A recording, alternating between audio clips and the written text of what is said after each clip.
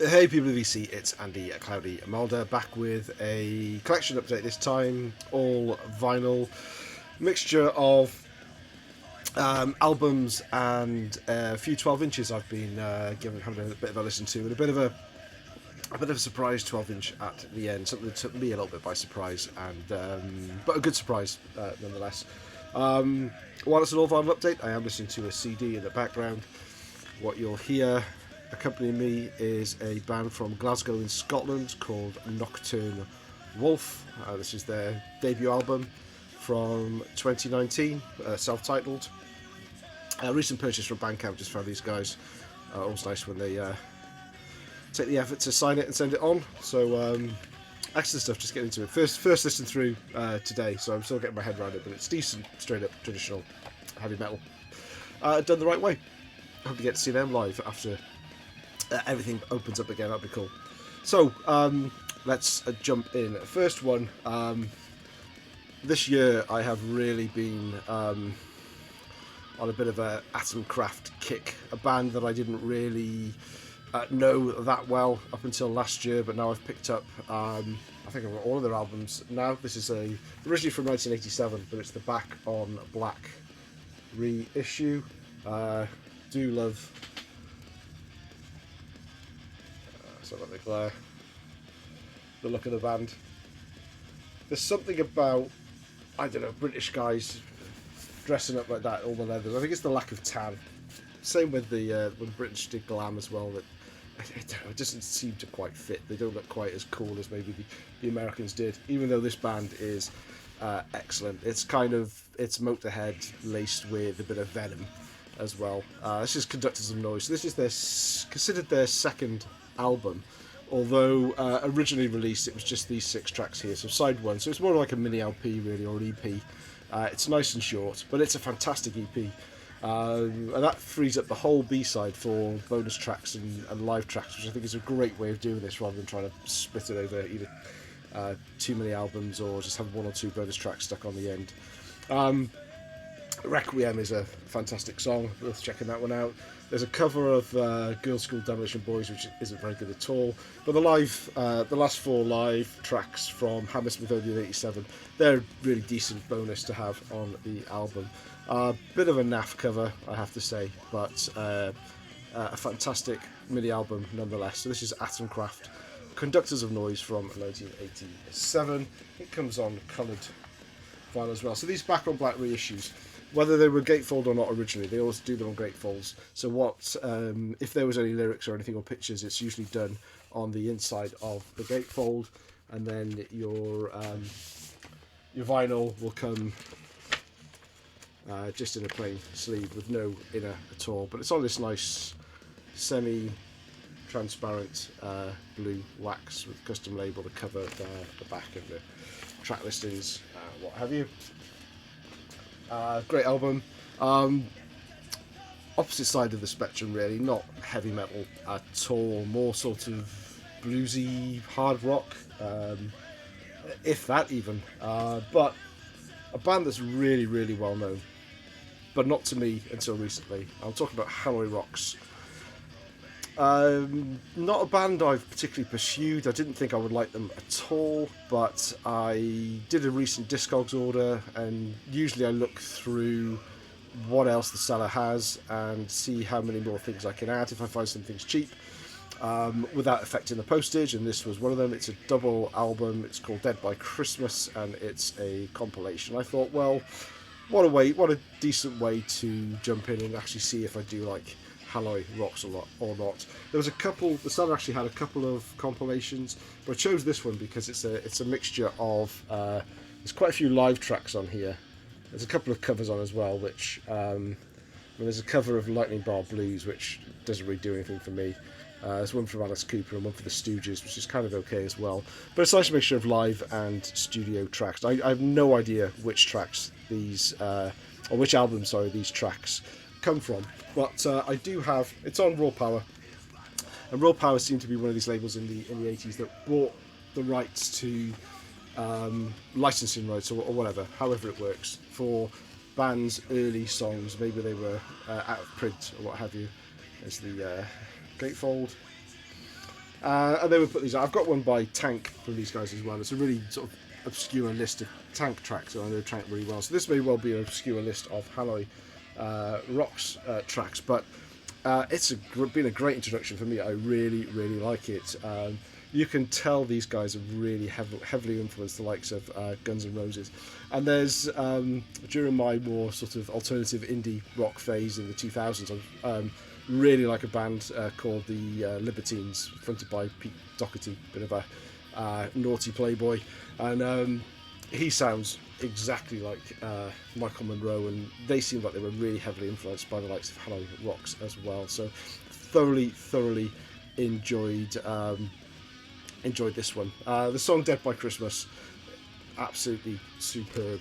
It's a no frills release. It's just on plain black vinyl with a standard raw power label that you'll find on other releases. But yeah, a great introduction to any band is through a best of, and I like this one. It may be a terrible list of Hanoi Rocks tracks for those of you who are more up to speed than me, but thoroughly enjoyed it nonetheless. You might remember in my last update I showed I mentioned I picked up 3 early Grand Magus albums, and I'd just shown off the debut album. This is the second one. I've been playing this one a lot this week. This is Monument, originally from 2003. This is another 2014 reissue on Rise Above Records. They've made it particularly hard to read the track listing by putting in a nice font where the F's look like S's, and it's probably very oldie worldy and very clever, but for someone like me, I find it difficult to read. It does come with a nice printed lyrics and shot of the band. So this one, I mentioned that the first one was a lot more stoner metal than the Grand Magus I know. So I was introduced to Grand Magus through Sword Songs, so a much newer album, really, from the last 8 or so years. And so the style was different, but it still sounds exactly like Grand Magus. Now this is more a step in the direction. So they've obviously evolved album after album to the band that I really, really know well, which is the more modern era. Up to their last album, Wolf. It's absolutely superb. This still has that stoner metal vibe to it, but it's also a bit doomier, a bit heavier. In fact, the last track, He Who Seeks Shall Find. I keep wanting to say that's an F. He Who Seeketh Shall Find. He Who Seeks Shall Find is full on doom, but it's a really good album nonetheless. Still, my head is still with modern Grand Magus, but it's really cool to discover some of the earlier stuff. Now this was on a opaque blue wax as well for the custom label. Very, very cool. Looking forward to diving into the third album from this batch I bought.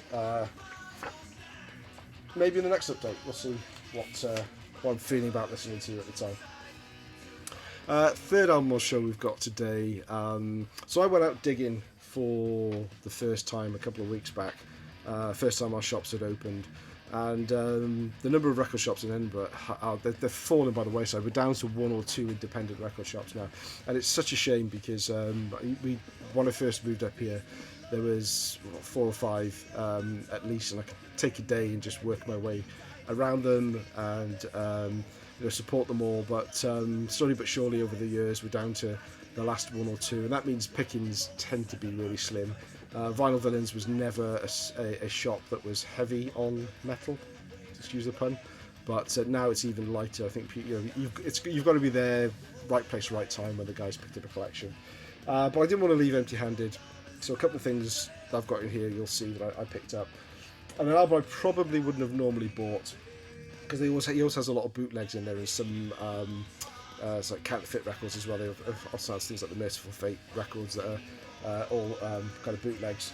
But I thought I would go for this. It was nice and cheap. It was about £13, and I did a little bit of digging and found that so this is a Metallica bootleg, or is it a bootleg? I don't know. It's listed on Discogs as an unofficial copy, but they're allowing it to be bought and sold. So I know they've banned bootleg, so maybe it's officially unofficial if that makes sense. But this is live at the Hammersmith Odeon, September the 21st, 1986. And what is significant about that show is it is the last show in the UK that Cliff Burton paid. You know, in a month, the tragic accident had happened, and he was no longer with us. So quite a poignant release, really. The sound on this overall is pretty good.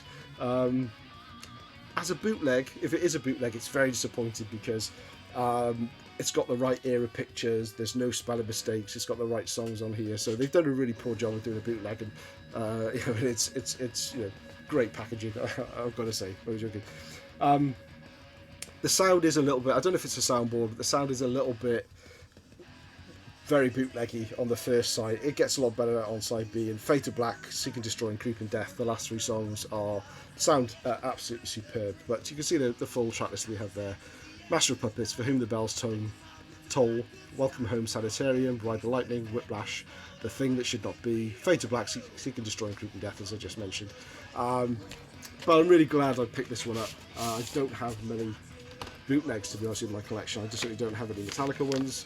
It's 180 gram red wax. It's really well presented, so for an unofficial release, if you see it, I think it's worth picking up if you, if like me, this is your favourite era of the band.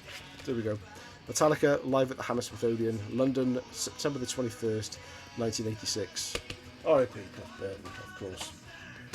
Now, also on that trip, as I say, I was struggling, so I was looking through the 12-inch single section, and I found this Dogs D'Amour Satellite Kid, as the hype says, special limited edition gatefold bag containing cartoon picture disc. Now, I usually pick up 12-inch singles and 7-inch singles now. If there's just something, if they're either a band that I really, really love, or it's something a little bit different. Now, Dogs D'Amour is a band I really, really like a lot. But I don't play a lot. So this is a 3-track. It's got Satellite Kid. It's got I can't remember what the beat songs are. So this is let me show you this first. This is what you get. So this is the put it all around. Picture disc, cartoon picture disc. Really nicely done. This one actually sounds really, really good. The flip side is Things He'd Do and Drunk Like Me. Acoustic versions. Satellite Kid is from the album Errol Flynn, which I don't have, and I've been looking out for a while, and having played a couple of songs from that album today on these 12 inches, I've gone and ordered it online, so you'll see that in a future update as well. But a really, really nicely done picture disc. It's really well presented, and it sounds good. So this one comes in, try to put it in the right way.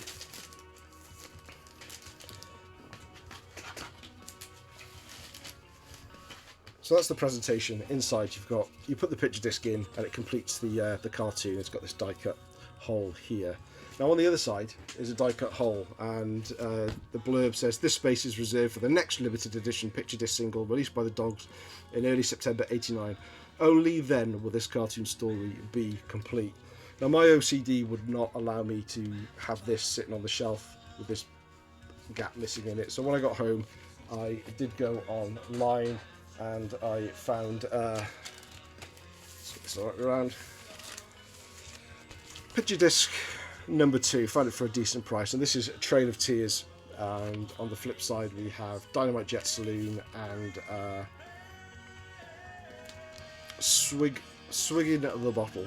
Now, the Dogs D'Amour are a very sort of bluesy hard rock band. They're not metal at all, and they do tend to have a lot of songs about alcohol, but not in the way that Tankard would do, celebrating it, but in a more sort of melancholy, things aren't so good so I'm drinking, or I think things would be better if I wasn't drinking so much, kind of mood, but not in a depressing way. I really, really like, so Tyler's voice is, you know, his throat is wrecked by bourbon, and there's references on here as well about, you know, how his on vocal bourbon wrecked vocals is Tyler of Dogs D'Amour. But yes, but this picture disc here, I don't know if it's because it's number 2 and they didn't expect so many people to buy it. You see, it's not quite so white and vibrant, and despite a lot of cleaning, it's got a lot of surface noise on it. So this is a prime example of, you know, the sort of sound that a lot of people associate with 80s picture discs. But it's nice to have that and to complete the set. So what I do is I'm obviously going to keep hold of the plastic cover, and I hate those plastic covers that picture discs come in. They always end up over years stick to it. But I'm going to keep this one in here, so I have the full set, and keep the other.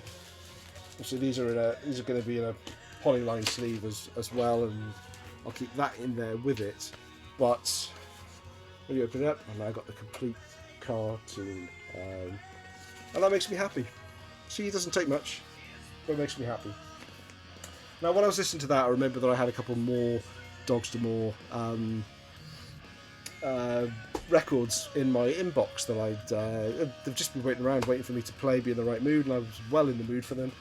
So I pulled them out. The first is also from 1989, and this is the graveyard, or a graveyard of empty bottles. There's a little story on the back here that mentions about December the 9th, 1988. They finished playing their last gig of the year. They went into the studio, mixed and recorded 13 acoustic songs, and included 8 of them on this. Now look at the printing on here. This was also released in the UK as a 10-inch single with the same cover, and clearly somebody has just maybe they were also on that big session after the show that they talk about here where the place got wrecked, and they've clearly taken the same image from the 10-inch release and stuck it on the 12-inch cover, and printed it completely off center. And they haven't just done it on that side, they've done it on kind of both sides. But this is really cool acoustic versions of a lot of the songs, done really well. I've not heard a bad Dogs to More song. These are on China Records, so it's definitely a 12-inch. And there was also as I said, there was a 10-inch version, but they also did a 12-inch version. So whether this was a mistake or not, they did a 12-inch version that's got the same cover, but this is completely central. So maybe that was the second pressing where they sorted out the layout issues. But I do like Dogs to More, so very sort of bluesy hard rock. And I completely forgot I bought this one as well, but in my inbox, I listened to this as well. So as I say, when I pick up singles, they tend to be bands I really enjoy, Dogs to More really enjoy, or some things are a little bit unusual. Now this one again is a 2-part set. As you can see, this one also doesn't come with a second part, you have to buy that. But this is not a 12-inch single, it's a 12-inch cover with a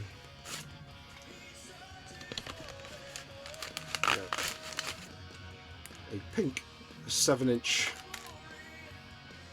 picture disc on the inside in here. Now I'm going to put this back in because you'll see why in a second. But there we go. So let me just slot that back in. Now again, the centre labels on here help complete the picture. So we've got the die cut here with a picture of the guitarist, and once again a look online. I was easily able to find, and these aren't expensive at all, the second record in the set, and this time it is a 12-inch, and this time it's a blue colour. So this is number 3979, so that may have been limited edition back in 1989, but not so much now. The 7-inch single obviously has Victims of Success and Billy Two Rivers and I Don't Want You to Go, both live versions on the B-side.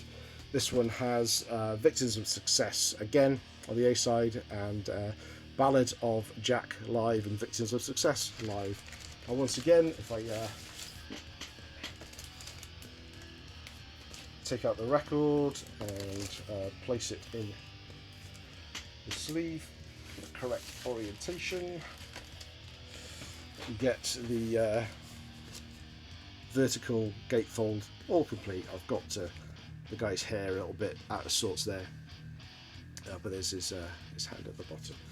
Unfortunately, the labels, if you get it the right way up for the inside picture, it's not the right way up for the outside picture. But yeah, I can live with that. But it's nice to have these full sets. I couldn't live with just one part of it. That would just be way too much for me. Okay, yes, that's Dogs to More. Check out Dogs to More if you do not know them.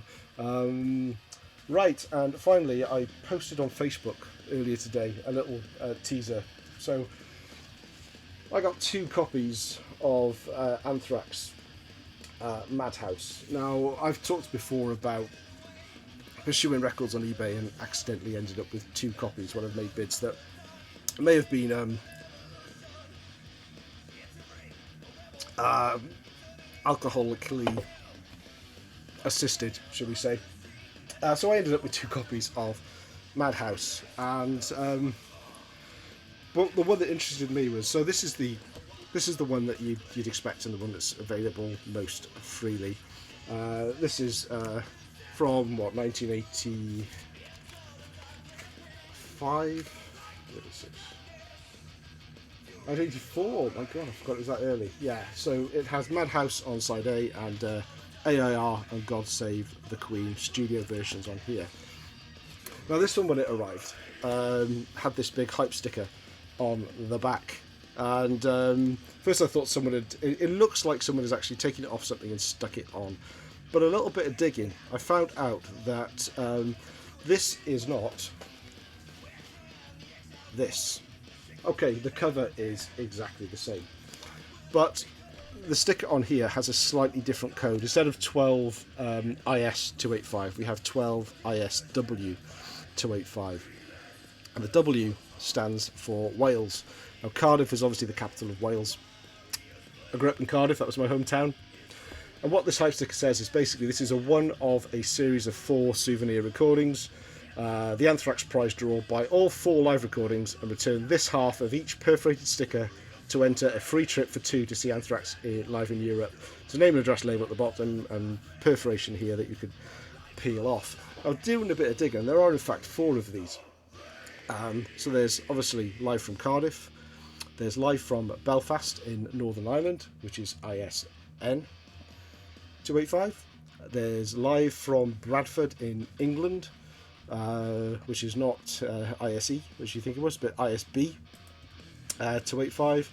And there's a live from Edinburgh as well. But I think all the tracks are the same, and they're actually live from these places. Certainly because on God Save the Queen, Joey starts off saying this song's called Gung Ho, and then you can hear in the background, no it's not, we're doing God Save the Queen. He thanks Manchester. So the recordings are probably all the same, but while it's the same track listing, these are studio, these ones on here are actually live versions of the same songs. Now, this one only cost me £2.75, so it didn't bother me that I doubled up. This one actually cost me £3.75, and it turns out I bought it in a bundle with the Anthrax Indians 12-inch poster back. Now, we already have a copy of this one, so it was this one I was particularly after.